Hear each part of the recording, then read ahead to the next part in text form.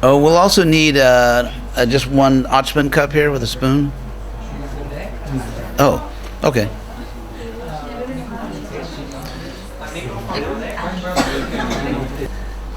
Showtime.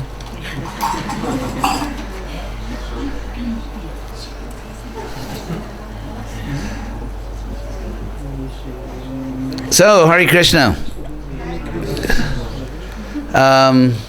Erev Tov. So today is a very special day for all of us. The day of initiation for a very very wonderful servant of Srila Prabhupada's mission, Tova. And I think your mother is there, right? Your father is here? Hare Krishna. Family, who else? Any other family here? Oh my God. Tova's family's taking over. Yeah, thank you all for coming. She's blessed to have a wonderful family too. So, we'll begin I was initiated by Prabhupada in around January 1970. Of course, I was extremely young back then. But I was initiated in 1970 in Los Angeles. And so now it's oh my God. It's 45 years later. And we're continuing that same tradition that Prabhupada brought to us. So we'll begin, and the first thing we do, I want to explain because everyone here may not understand all of our idiosyncrasies. So we begin by what is called Achman. It's a very simple thing of sort of a ritual purification by with water. So we'll do that. If you watch, I'll do it, then you can do it. Just 3 drops, and then sip one, and then one. Just wash around like that.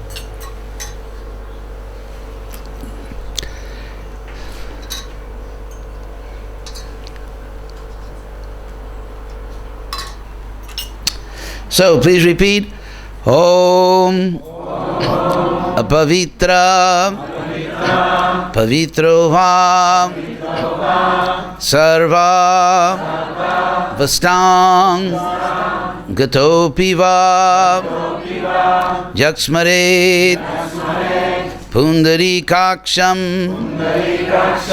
Sabhaya Abhyantaram Suchi. So, I will, following again Prabhupada's tradition, it's now my duty to explain something about what's going on here. So,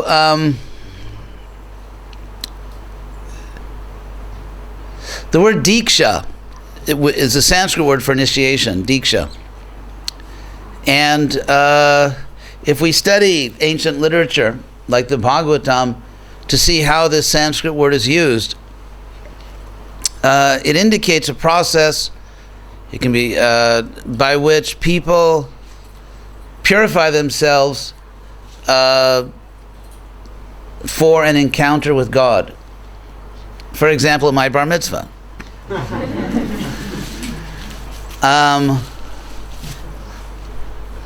In our family, I think I grew up in Los Angeles, and I think it was a custom for all the families that for the bar mitzvah, everyone in the family had to have new clothes. Everything. I mean, new socks, new shoes, everything. Everything had to be new. You couldn't wear any clothes for the bar mitzvah that you'd worn before. And so that's the idea. The idea is that and I remember when I would go to the synagogue that I understood, even as a child, that I was coming into the presence of God. And that inspired me. So it's a universal understanding that, for example, if you're going to see a very important person, normally you would take a bath or a shower, put on clean clothes if you have an important appointment. And so if you're going to meet God or to experience the presence of God, naturally one wants to show respect, even by the way we groom our body or the way we dress and so on, to be clean. And if you think about it, what is the underlying philosophy here? The idea here, if we think about it, I mean, of course you can analyze it anthropologically or sociologically, but the idea here is that God is considered to be the most pure. And there's different words to describe this: holy, pure, and so on. And if you look at, for example, the Old Testament, there are elaborate rules and laws about ritual purity to get oneself into a pure bodily state, a pure state of mind. The idea being that to experience God, and people experience God in different ways, but to experience God without offending, without failing to appreciate that experience, there are in various, you could say, external ways. One prepares oneself, preparing the body, because after all, our body is our first environment. There's a lot of talk about environmentalism, but the first environment for everybody, our most intimate environment, is our own body, because we live in this body. As souls, we live in this body, and so by keeping the body clean and pure, this helps us to develop pure consciousness. So it's not only the body, and then the mind. For example, Catholics, they used to, before certain holy days, they would fast in certain ways or avoid certain foods. And in India, in the Vedic culture, before performing different holy ceremonies or sacrifices, for example, husband and wife, and you find this actually in many religions, not just in India, might abstain from sex for several days before a particular holy ceremony.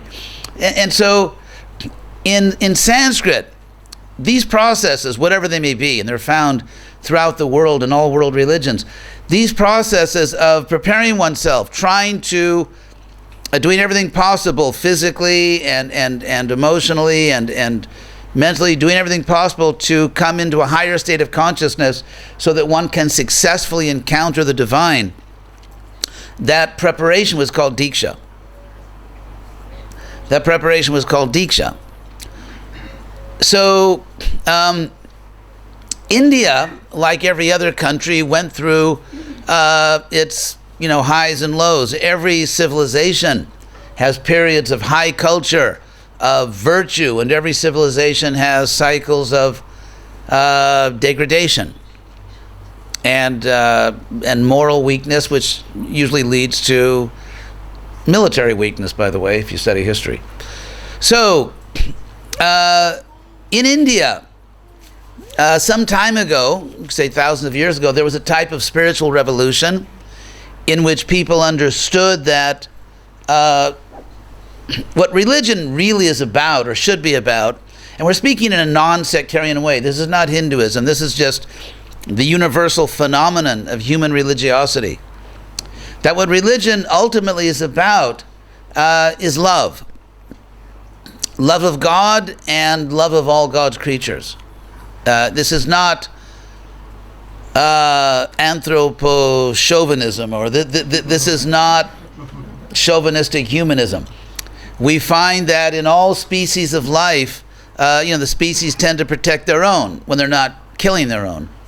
Lions, by the way, male lions sometimes eat their own children, which is, I hope I didn't destroy your admiration of lions, but in general, you could say in general, animals stick to each other, whether it's a lion or any kind of creature, a dog, a cat, they tend to protect their own species. So mere humanism, the fact that human beings provide certain forms of protection, legal protection, military protection, civil protection, the fact that we provide these forms of protection to our own species does not really What did I say?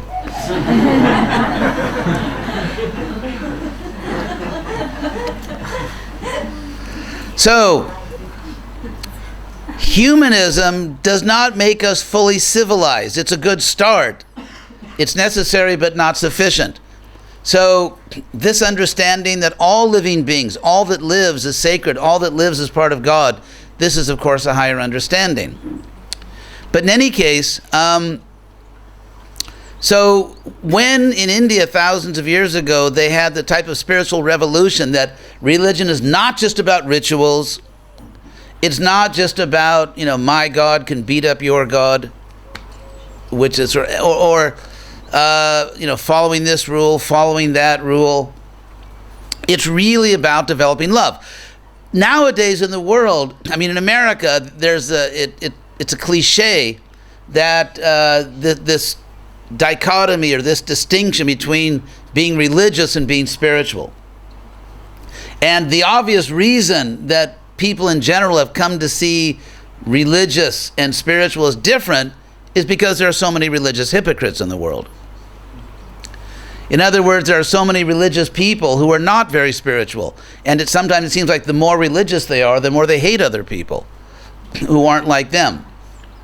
And so bhakti or devotion is not about this type of hypocrisy, where human beings who do not seem to be very spiritually evolved sort of exploit a certain religion, whatever it may be, to think they're better than other people, to think that other people are bad, and so on. So it's not about, and this is not this or that religion. It is a type of psychology.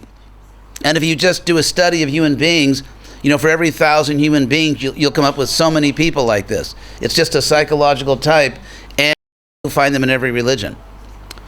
So, but the real essence of bhakti is to love God and to love all beings as part of God. So, when people understood this, they began to rethink Diksha, because Diksha was no longer just a way to prepare for a brief encounter with God in a holy ceremony, in some kind of sacrifice but actually Diksha meant you prepare yourself to be with God eternally.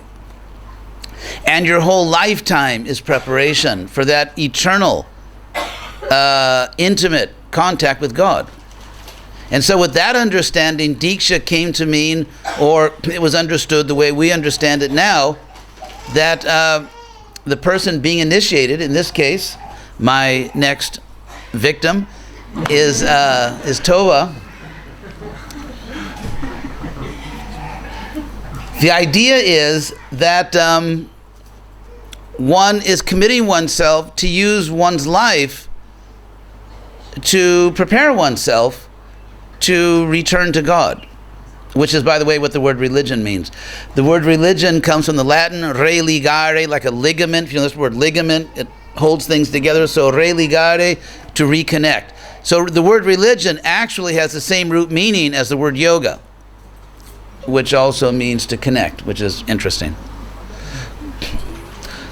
So another point I wanted to make is that in ancient civilization,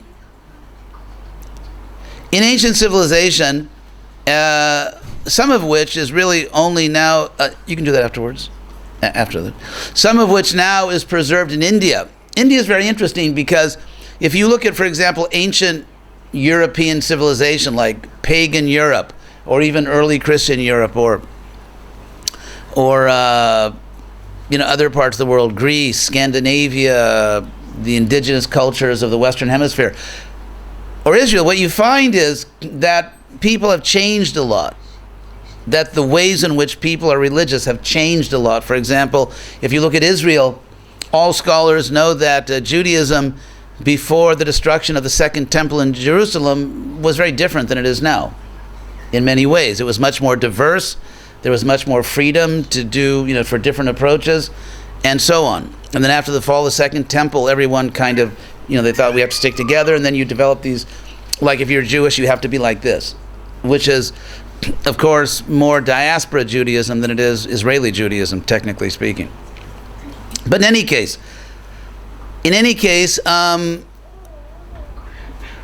part of classical civilization was a type of social hierarchy which people are no longer comfortable with today. So, for example, if you read the Old Testament, you find that when David was looking for good real estate to build his temple, and of course, ultimately his son Solomon built the temple, he found some good land. He went to meet the owner of the land to negotiate a land purchase, and the owner was some humble guy that had I forget what it was, he was a thresher, just some humble occupation. And so when he saw the king coming to his home, he became so excited he bowed down. Not thinking David was God, but that's what people did back then in the Middle East.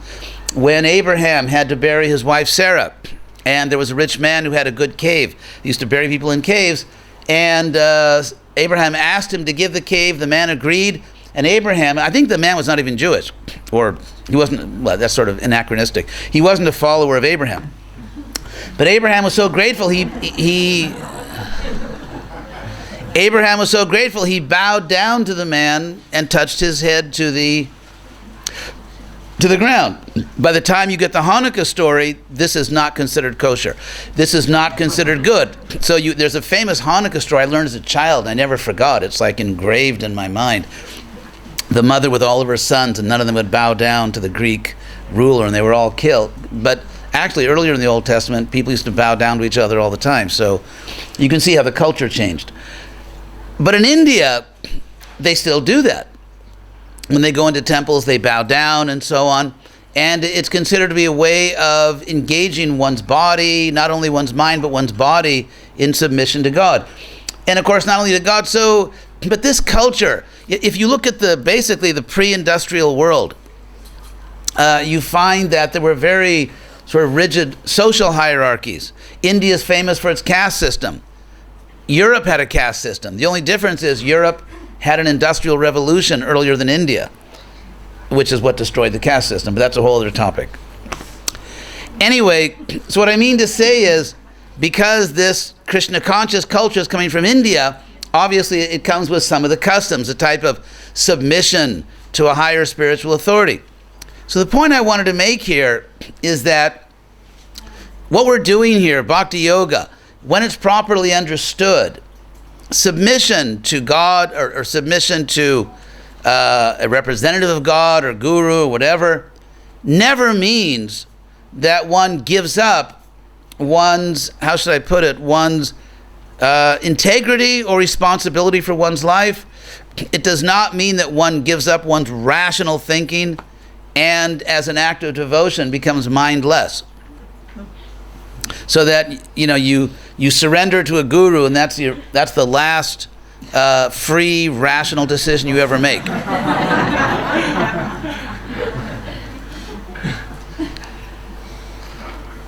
So that's not really what it is.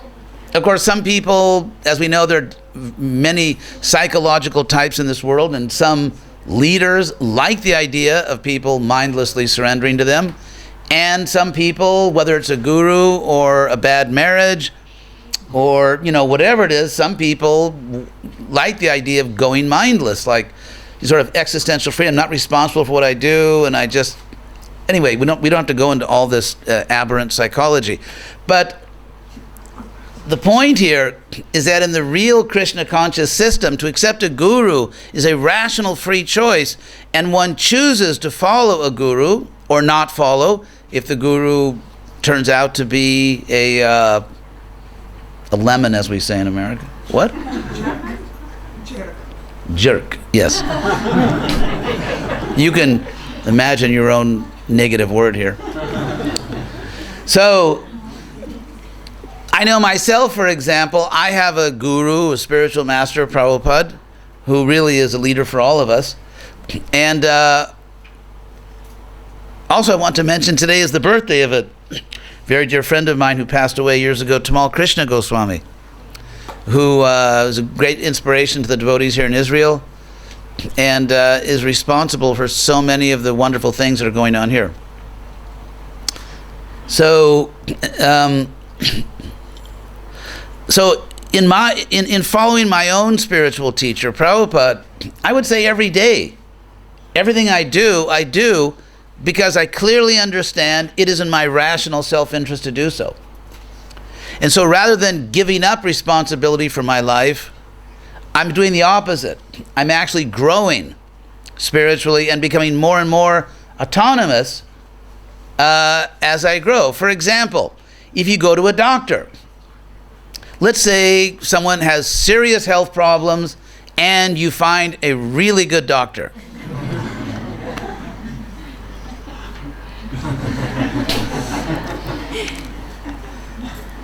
In that case, the doctor says, okay, don't eat this, take that.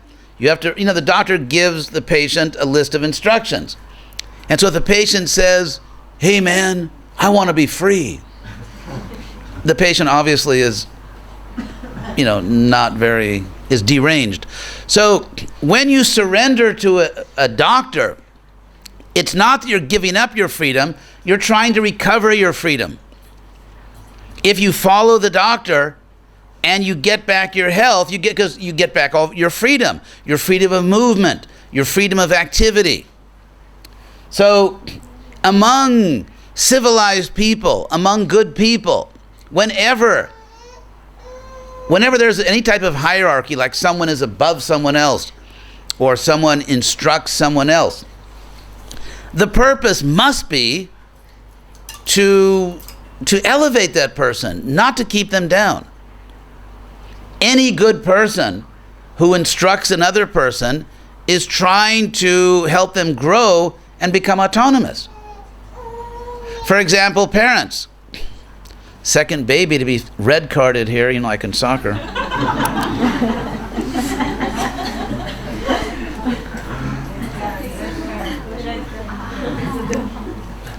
They're going fast.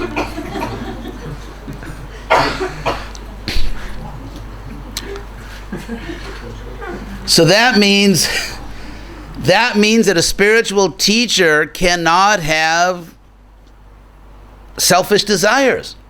If a spiritual teacher secretly or openly likes the idea of people bowing down or people being subservient, then first of all, that person obviously is not qualified. And that unqualified spiritual teacher, rather than helping the student to become autonomous and to become free and to grow, will actually keep the so-called student in a state of subservience for the teacher's own gratification, which is obviously bad. So just like there are body doctors and mind doctors, although the mind doctors seem to be a little less mentally healthy sometimes than everyone else. But anyway, so they're also, in Hollywood, for example, the crazy psychiatrist is a cliche. It's a Hollywood cliche. But anyway, so a spiritual teacher has to be, how should I put it, satisfied and happy with his or her own spiritual life, and is helping another person simply to help that person, not for the perverse pleasure of having followers, but just to help that person. It's like a parent. A good parent wants their I had wonderful parents, for which I'm very grateful to God, but when you have a good, loving parent, the parent wants to see the child grow up, become healthy, stay out of jail, go to college, and so on. Parents, as we know, parents who themselves have emotional problems, they don't want to see their children grow up.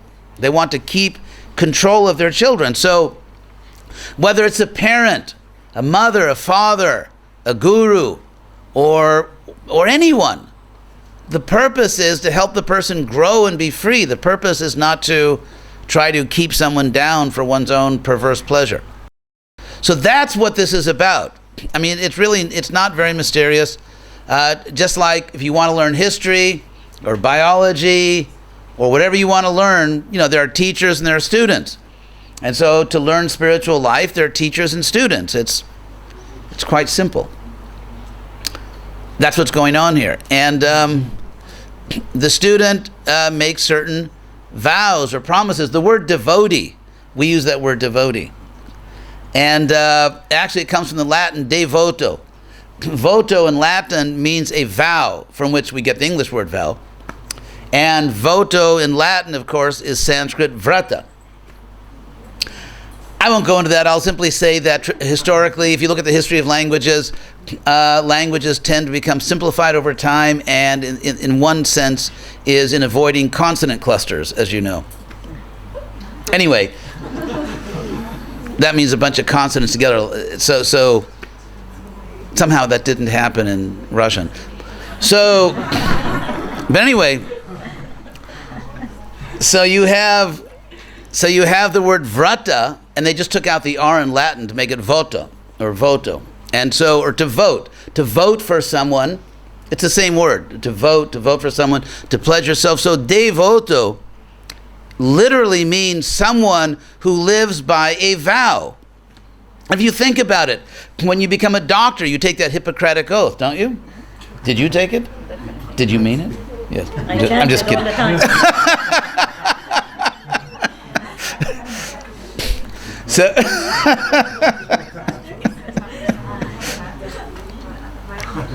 So to be a doctor, you become a devotee. Literally, you take a vow to become a lawyer. When people take public office, they won't talk about that here, but they do. They swear that they'll do everything they often don't do. But anyway.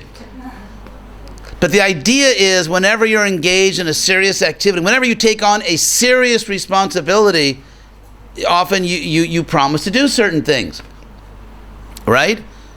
So in the same way, when you are entering into a serious student-teacher relationship to try to learn the highest knowledge about God, then a person makes a vow that I will follow the course. When you go to a university, right? You sign that you're going to follow a certain course of study. It's normal.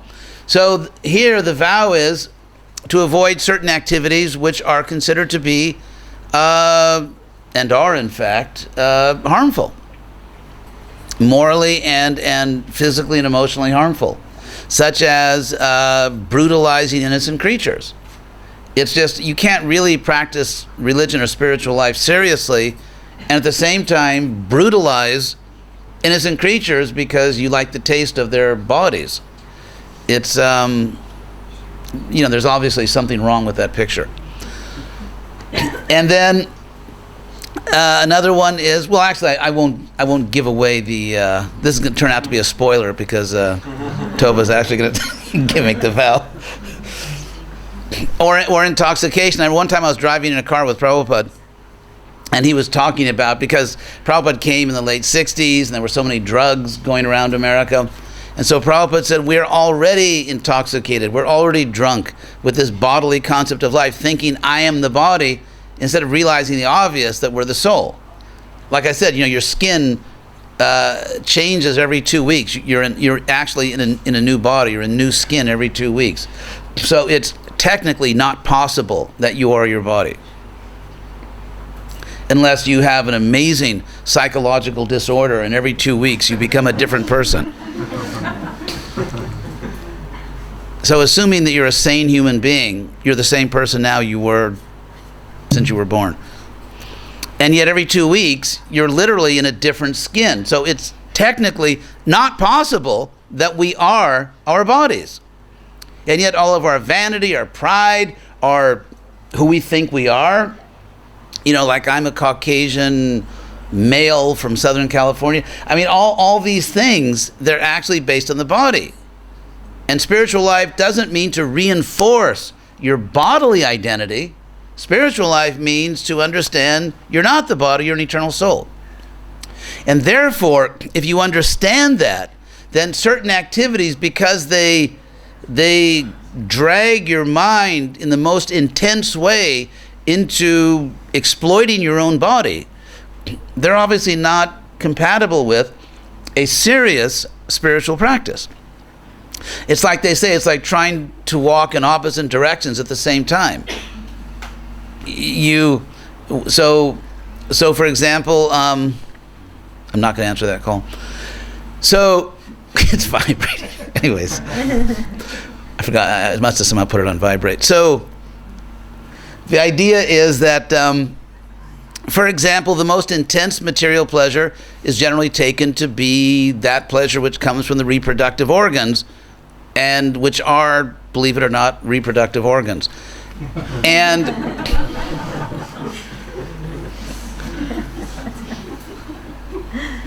anyway, so it's not that we don't deny the body, we don't hate the body, we don't self-flagellate.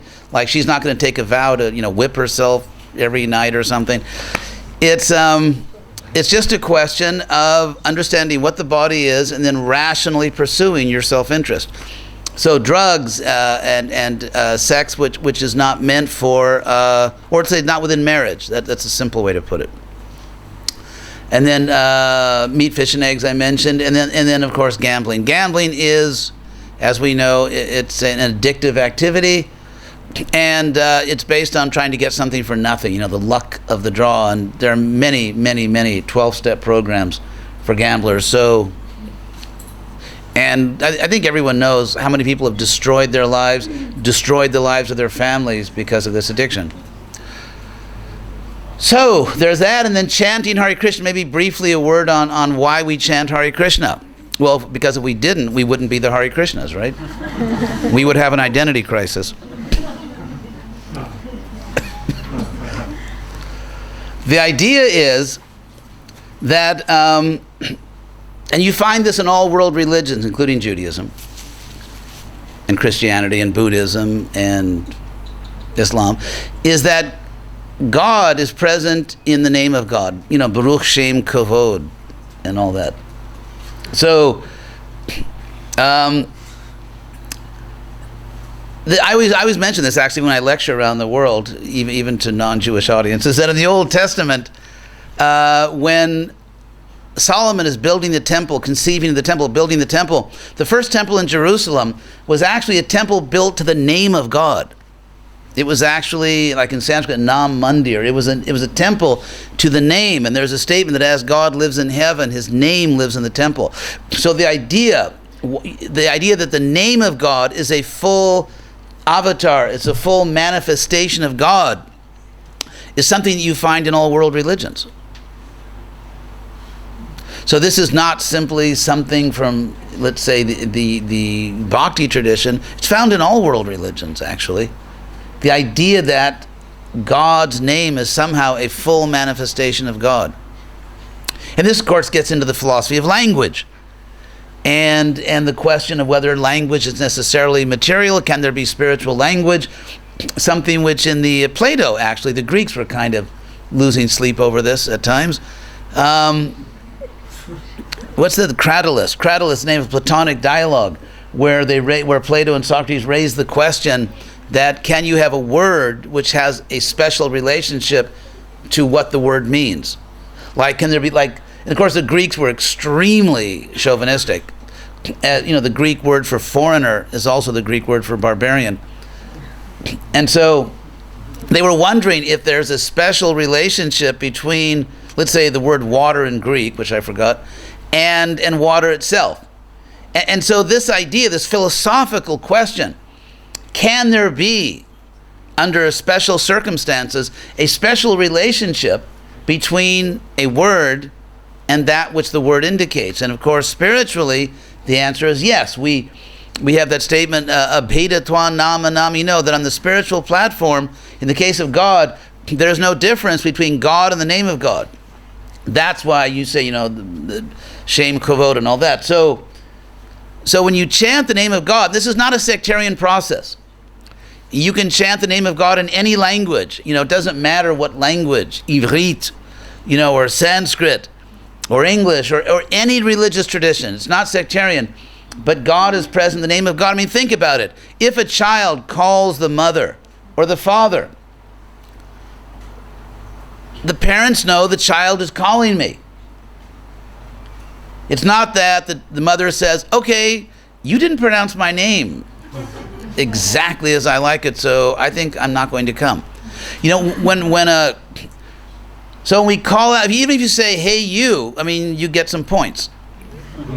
You're up on the scoreboard. So the idea is that when we call out to God in any language, in any tradition, then God is present in that name or in that prayer. So we chant Hare Krishna. Krishna means Krish. Let's do a little etymology here. Krish is a Sanskrit root which means to attract. I will spare you a long explanation of that word, but Krish means to attract. And Na, Krishna, Na is an abbreviation for Nand, the Sanskrit root which means to give pleasure, to feel pleasure, as in the word Ananda. The word Ananda is from that root. And so Krishna means that because Krishna is all attractive, he's the source of all pleasure. Hare is anyway, I'll spare you all the technical grammar, but it is calling out to the feminine form of God. That's the good news. No. Heaven would be boring indeed if everyone was just a guy. So the idea is that the absolute truth, or God, it includes the male and female. If you think about it, although they say the battle of the sexes, and men and women have never quite figured each other out yet, despite the 3 trillion books on the subject. So, but still, we can understand that male and female, there's a type of, when it's done right, when you have a really, just a really great woman and a really great man, and they like each other, there's a way in which each completes the other. There is a type of divine complementarity. There's a real sense in which male and female form a complete whole. And so we're not talking about codependence here, but so that male-female, which is so, you could say, natural, it originally comes from Krishna. It's originally there in God. As above, so below. This is, of course, I remember I talked to a professor I had one time at UCLA about this, and he said, why, that's Neoplatonic. The idea being Neoplatonism, the idea here is that this world, how should I put it? Reality, there's 2 different views in the history of philosophy. One is that reality is bottom up. Like everything starts out just sort of like, completely stupid and unconscious and simple, and then gradually things build up. The other view is that actually everything comes from a supreme perfection and comes down. This view that everything comes from above is not incompatible with basic evolution, which is because, of course, God can create in any way he wants. But still, the point here is that this world is a reflection of a perfect world. So imagine, you have apple trees in Israel, don't you? Yes, of course. So, I just haven't seen one, so it was a rational question. Anyway, in the north, of course. So, imagine if you see, let's say in very clear water, you see a reflection of an apple tree. And let's say someone is not very bright and is hungry and tries to grab the apple in the water. Obviously, you can't feed yourself with the reflection of an apple. You have to look up and see the real tree. So the idea here is that this world is a reflection of a real world. So even though the reflection of the apple tree is not a real apple tree, but still it does tell you what a real apple tree looks like. So in the same way, on the material plane, we see love. We see, people falling in love with each other, but somehow that supreme satisfaction, it doesn't really happen. It doesn't really happen. So people, you can have good relationships, you can have nice couples, but on the spiritual plane, In other words, when we look at this world, at all the beautiful things of this world, nature, relationships, love, art, when you look at the beautiful things of this world, justice, we're actually looking at a reflection of reality. So we know what reality looks like, we just have to look up. And that looking up is spiritual life. And then you find, and you can find it in this world. It's not that you have to die to fall in love. The idea is that on the spiritual platform, if we are becoming Krishna conscious, even in this world, you can find real love, real friendship. You can see the real beauty of things because you see Krishna in everything. And the reflection actually transforms into the reality because you're seeing God in everything. That's a whole topic. So anyway, so the initiation, Tova. I'll say a few words about Tova. I really like Tova. She's everyone that knows Tova, I think, loves her. Isn't that true? Yes. Absolutely. Yes. And she is so dedicated and so generous and so loving that it's I feel we're all fortunate to know her. And so anyway, without embarrassing her further, so let's get down to business. I didn't mean that literally. Well, first, are there any questions about these topics?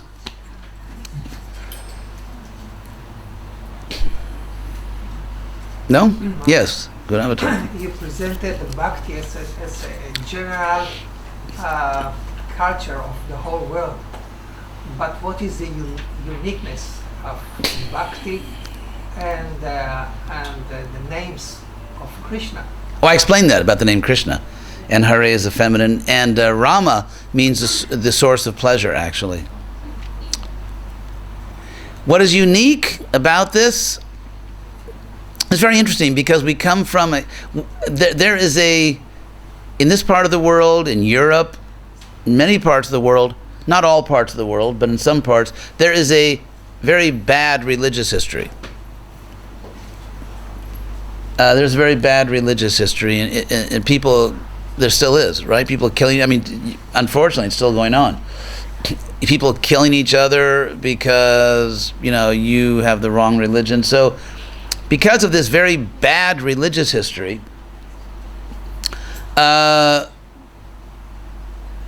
what has happened, certainly in the Western world, or in general in the world among educated people who know the history, is a tendency to go to the other extreme. Newton, that's the first law of Newton, right? That, any motion or movement or action produces an equal and opposite reaction. It's like the pendulum, right? If you pull the pendulum so many degrees to one side, it will go, that many degrees to the other side. So the result of this very extremely nasty religious history is that many people in the world have gone to exactly to the other extreme, and they believe that any type of religious enthusiasm is dangerous. In fact, if you look at England in the 17th century, they had that civil war with Oliver Cromwell, and it was a time of the Protestant Reformation, all these battles, Catholics and Protestants. And so there was a period in England at that time when one of the worst words in English, like one of the worst qualities that someone could have was enthusiasm. To say that someone was enthusiastic was like one of the worst things you could say about them. Because of this very bad history. However, if you understand the basic principles of dialectic, thesis, antithesis, synthesis, you can't, either extremes are not sustainable.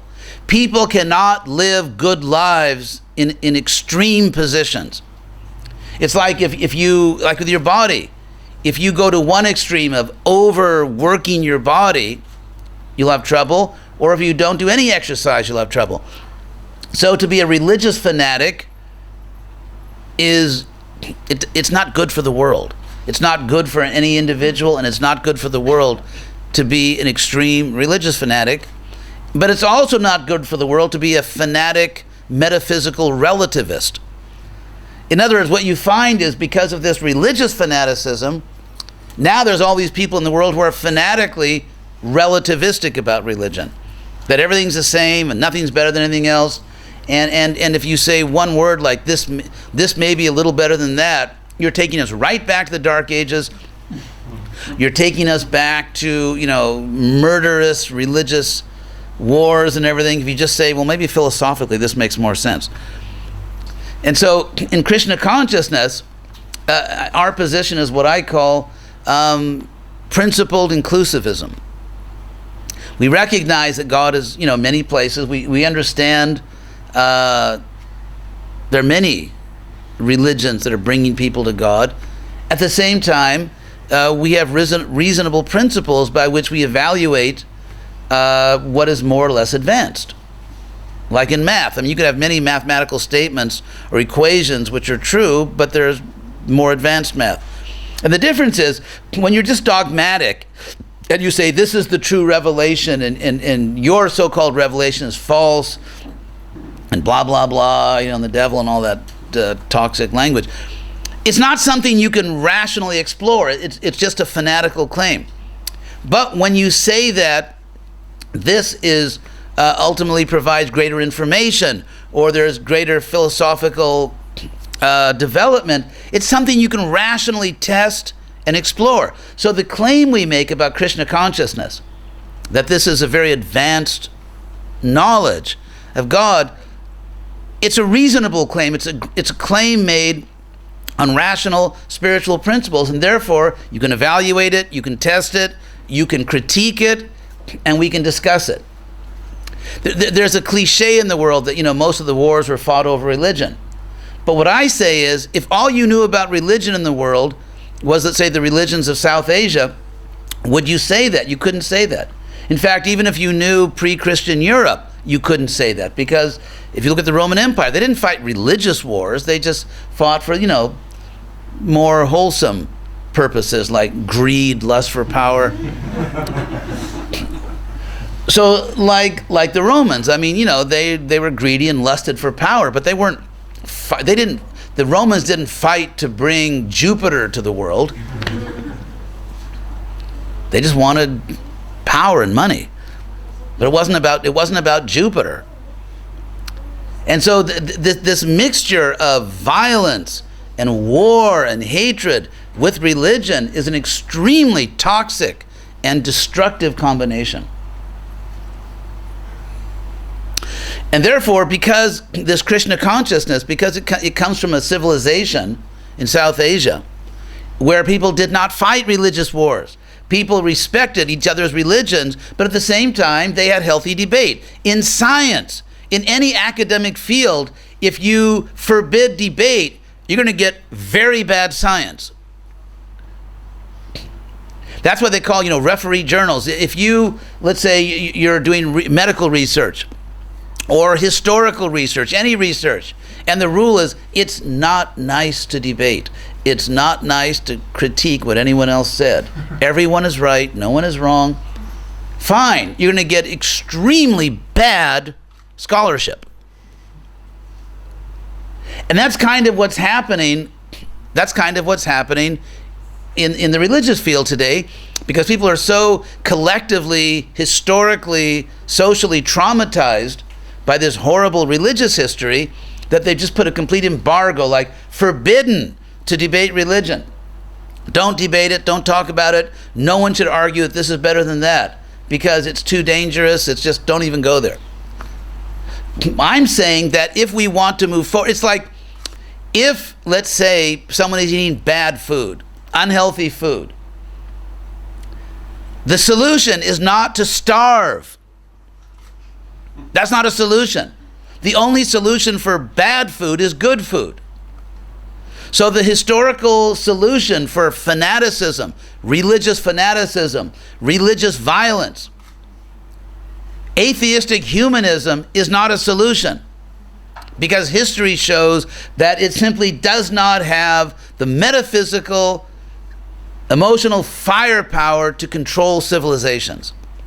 And therefore, if you study history, what you find is there is no example in history of a powerful civilization based on atheistic humanism.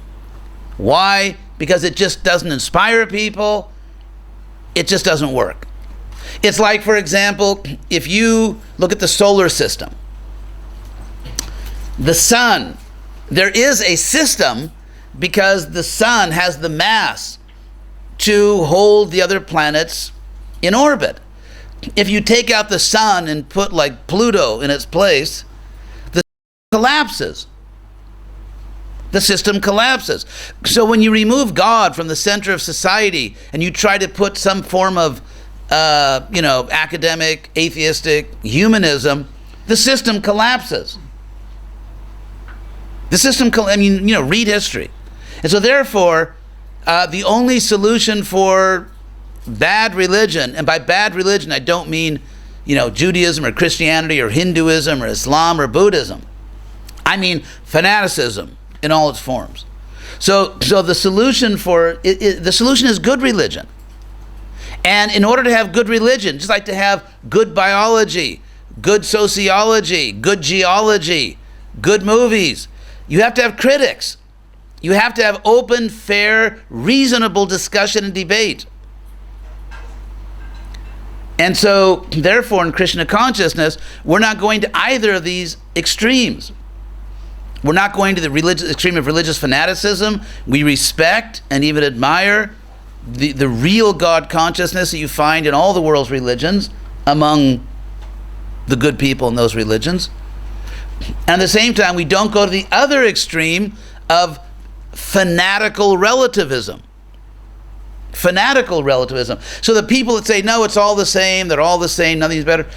The one thing all those people have in common is they've never studied world religions. So ignorance is bliss. In fact, in every religion, if you study any world religion, you will find there are metrics, there are criteria, there is hierarchy. For example, in Judaism and Islam and Buddha, in every religion, you find that there are, let's say, devoted people who understood the point is love of God, and there's people who think, no, it's all just about rituals. And so there are different levels within every religion, so why not pull out those categories and you can have a categorical hierarchy which is not sectarian. It's not based on saying one religion is better than another. So there are many ways as rational human beings we can explore the issue of religion, and we can come to glorious conclusions. So that's what we're saying. If you are not an extremist on either side, if you're not a fanatical religionist or a fanatical relativist about religion, if you're just reasonable and look, then we claim that many people will come to the conclusion that Krishna consciousness is super cool.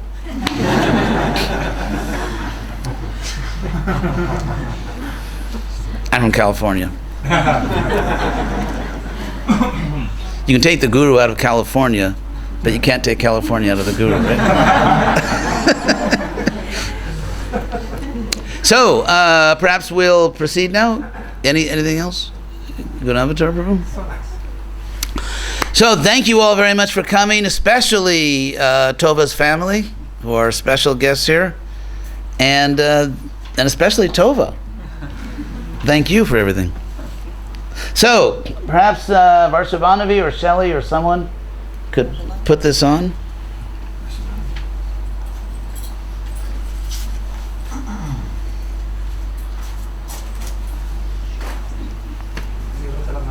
The meaning of that, these beads, is, what do they say? STD, still to be determined. It's anyway, we wear it. So I'm sure someone somewhere gave an explanation, but it identifies us.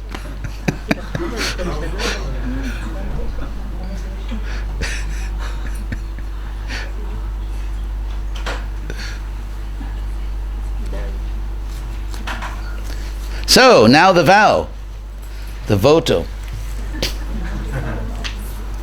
Oh, where are her beads, Gunavatar? The micro beads.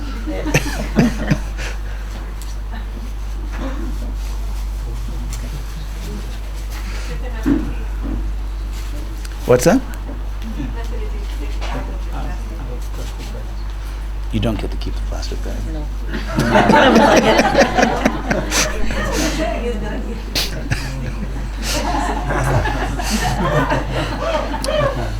So, your vow, the 4 principles. Vegetarian, no meat, eggs, fish, no illicit sex, no intoxication, no gambling, and minimum 16 rounds a day. Of Chanting chanting the holy name. Hare Krishna, Maha Hare Mantra. Krishna. Very good. That's the right answer.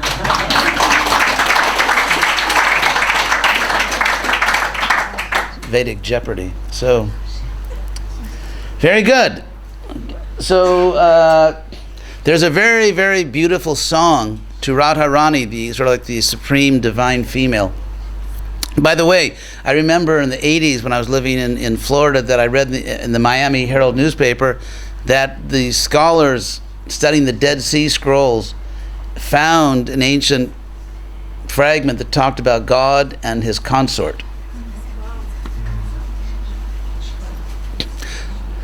Anyway, so there's a very beautiful song to Radharani, Radhe Jaya Jaya Madhava Daite Gokula Taruni. So Taruni means a very beautiful young lady who loving. So Radharani is Gokula Taruni, so that's your name, Taruni.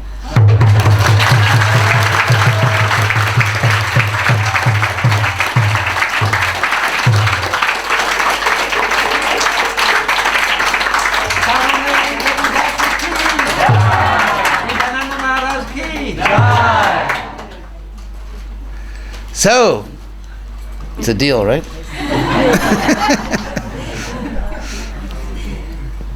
So, thank you all again, and now Sham.